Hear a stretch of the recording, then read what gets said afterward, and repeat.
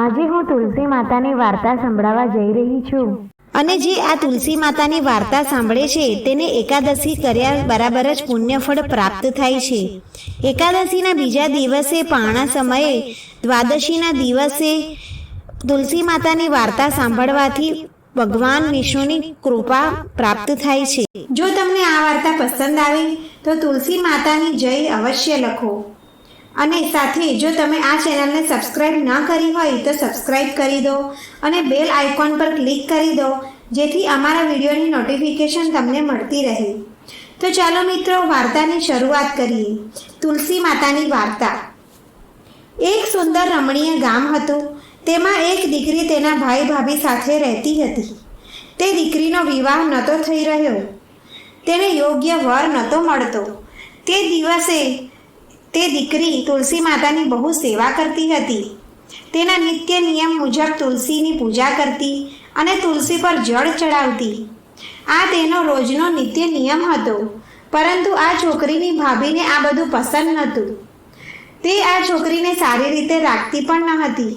તે હંમેશા તેના નણંદને તાણા માર્યા કરતી અને કહ્યા કરે કે જ્યારે જુઓ ત્યારે તુલસી પાસે ઊભી રહી જાય છે, તેની પૂજા કર્યા કરે છે, કોઈ કામકાજ નથી કરતી, આખો દિવસ તુલસીના છોડને જ સરખો કર્યા કરે છે, તુલસી તુલસી જ કર્યા કરે છે. હવે જ્યારે તારા લગ્ન થશે ત્યારે હું જાનૈયાઓને તુલસી ખાવા જ આપીશ અને દહેજમાં પણ તુલસી જ આપીશ. થોડા વખત પછી નણંદનો સંબંધ પાક્કો થઈ જાય છે. તેના લગ્નનું નક્કી થઈ જાય છે અને વિવાહનો સમય આવી જાય છે. તેની નણંદનો વિવાહ થઈ રહ્યો હોય છે, પણ જેવું ભાભીએ કહ્યા કરતી હતી તેવું જ તેમને કર્યું અને તુલસીના કુંડાને જાનૈયાની સામે ફોડીને ખાવા માટે કહ્યું.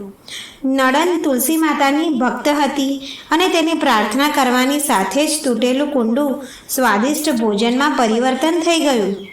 હવે જ્યારે તેની વિદાય થાય છે ત્યારે દહેજમાં ભાભીએ તુલસીની માંજરીની માળા જ ગળામાં પહેરાવી દીધી. પરંતુ તુલસી માતાની કૃપાથી તે પણ હીરા મોતીના સોનાના ઘરેણામાં બદલાઈ ગઈ. વસ્ત્રોની જગ્યાએ ભાભીએ જનોઈ રાખી તો તે પણ સુંદર વસ્ત્રોમાં બદલાઈ ગયું. આમ નણંદની વિદાય થઈ અને સસુરાલમાં પહોંચી ગઈ. સસુરાલમાં જ્યારે બધાને આ બધા ઘરેણાં પહેરેલા જોયા અને આટલો બધો સામાન લાવતા જોયું તો ગામના લોકોએ નણંદની ખૂબ પ્રશંસા કરી અને નણંદની બહુ પ્રશંસા થાય છે. લગ્નના 2-3 દિવસ પછી ભાભી તેના પતિને કહે છે કે હવે જાઓ, તમારી બહેનને લઈ આવો. તે જોવા માંગે છે કે આપણે તેના લગ્ન ગરીબ ઘરમાં કર્યા હતા તો તે કેવી રીતે રહે છે. ભાઈના પાસે તેની બહેનને આપવા માટે કંઈ ન હતું. આ કારણે તે ઘણો ઉદાસ હતો. તો પણ તે તેની બહેનને લેવા માટે જાય છે. જેવો તે બહેનના ઘરે પહોંચ્યો તે વિચારવા લાગ્યો કે હું અંદર કેવી રીતે જાઉં. બધા લોકો જોશે તો શું કહેશે કે હું પહેલીવાર બહેનના ઘરે આવ્યો છું અને કંઈ પણ લાવ્યો નથી, ખાલી હાથે આવ્યો છું. પણ ત્યારે છત પરથી બહેને તેના ભાઈને જોઈ લીધો અને બહેને તેના ભાઈને અંદર બોલાવ્યો. અંદર આવીને ભાઈએ તેની બહેનની સાસુને કહ્યું કે હું મારી બહેનને લઈ જવા માટે આવ્યો છું. પણ તે છોકરીની સાસુએ કહ્યું, નહીં, હું હમણાં મારી વહુને નહીં મોકલીશ. જ્યારથી અમારી વહુ આવી છે ત્યારથી ઘરમાં સુખ શાંતિ અને ખુશીઓ આવી ગઈ છે. હવે મારી વહુને હું ક્યાંય નહીં મોકલું. પરંતુ ભાઈના વારંવાર આગ્રહ કરવા પર 2 દિવસ માટે છોકરીની સાસુએ તેના ભાઈના ઘરે જવા કહ્યું. છોકરી તેના ભાઈની સાથે પોતાના ઘરે આવે છે તો ભાભી તેને જોઈને ચોંકી જાય છે, કેમ કે તેને બહુ બધા ઘરેણાં પહેર્યા હતા અને બહુ સામાન લઈને આવી હતી. ભાભી આ બધું જોઈને પૂછે છે કે અમે તો તારા લગ્ન ગરીબ ઘરમાં કર્યા હતા, તો પછી તું આટલો બધા ઘરેણાં અને સામાન ક્યાંથી લાવી છો? ત્યારે તે દીકરીએ કહ્યું કે ભાભી, આ બધી તુલસી માતાની કૃપા છે. ભાભી નણંદથી વધારે જલવા લાગી.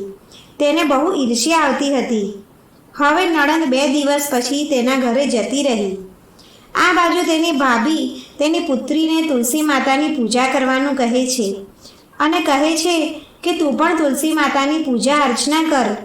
જો ફઈએ તુલસી માતાની પૂજા કરી તો તેમને બધું જ મળ્યું અને તું પણ તુલસી માતાની પૂજા કરીશ તો તને પણ બધું જ મળશે, તેમના આશીર્વાદ મળશે.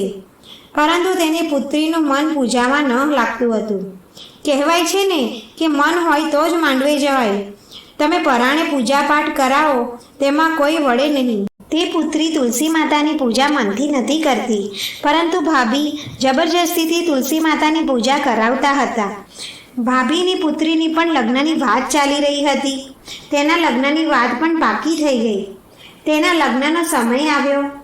તેમની પુત્રીને પણ તુલસી માતા આશીર્વાદ આપશે તે વિચારી ભાભીએ તેવો જ વ્યવહાર કર્યો, પણ કંઈ બદલાયું નહીં. જેવું તેની નણંદની સાથે કર્યું હતું, પરંતુ તે સમય કંઈ પણ ના બદલાયો. તુલસીનું કુંડું તૂટેલું જ રહ્યું અને મંજરી સોનાની થવાના બદલે મંજરી જ રહી, કેમ કે તેની પુત્રીએ મા તુલસીની પૂજા મનથી નથી કરી. તે પુત્રી તેના સસુરાલ જાય છે, ત્યાં પણ તે પુત્રીની બહુ બુરાઈ થાય છે. બધા ગામના લોકો તેના પાસે તેની માની બહુ બુરાઈ કરે છે. આ બાજુ ભાભી તેના પતિને કહે છે કે આપણી પુત્રીને લઈ આવો. તેના પતિ તેની પુત્રીને લેવા જાય છે અને પુત્રી તેના ઘરે આવે છે અને ભાભીએ જોયું કે તેની બેટીના ગળામાં કોઈ ઘરેણાં નથી, તેને સારી રીતે રાખતા નથી, તે ગરીબ હાલતમાં છે. તો ભાભીએ બાઈને કહ્યું કે તમે તમારા બહેનનું લગ્ન સારા ઘરમાં કર્યું, તે જુઓ કેટલી અમીર થઈ ગઈ છે, અને તમારી પુત્રીનો વિવાહ આવા જ ઘરમાં કરી દીધો. ત્યારે ભાઈ બોલ્યો કે મારી બહેને તુલસી માતાની પૂજા મનથી કરી હતી, તો તેને તેનું શુભ ફળ મળ્યું છે. જ્યારે આપણી પુત્રીએ પૂજા જબરજસ્તીથી કરી હતી, તમે તુલસી માતાનું અપમાન કર્યું છે, તો તેને આવું ફળ મળ્યું. જે જેવું કરે છે તેને તે હિસાબથી ફળ મળે છે. આમાં કોઈની કંઈ ગલતી નથી. ત્યારે ભાભીએ તુલસી માતાની પૂજાનું મહત્વ સમજાઈ જાય છે અને તુલસી માતા પાસે જઈને ક્ષમા યાચના કરે છે.